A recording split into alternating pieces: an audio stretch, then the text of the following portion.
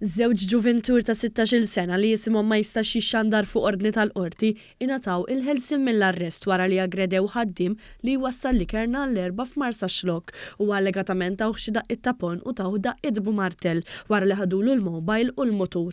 Mal-pulizija l-vittma f'rapport li għamel spjega kif dan l-aġir wasal wara li ż-żewġ ġuventur qalu li l-ordni tagħhom ma kienitx tajba.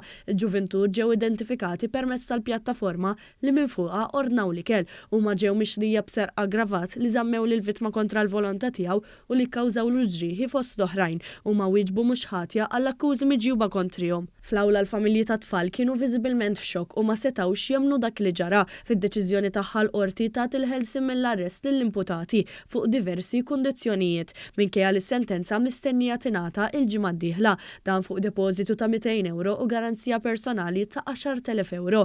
Id-difiża tal-imputati kienet immexxija mill-avukati Dean Healy, Veronique Dalli u Amadeus Kakija. Il-prosekuzzjoni tmexxiet mill-ispettur James Mallija.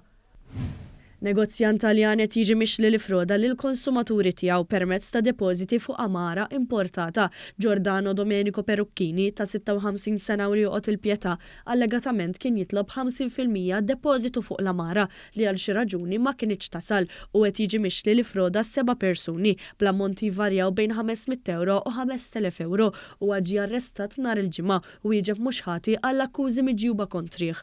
L-avukat ta' Perucchini spjega kif huwa kien għaddej minn żmien diffiċli hekk kif is-sieħba tiegħu kienet marida. Żied jgħid li l-imputat ukoll ġie iffrodat u li kellu l-problemi mad-distributur f'Palermo. Il-qorti ċaħdet it-talba għal ħelsien mill-arrest u r-raġel baqa' jinżamm arrestat.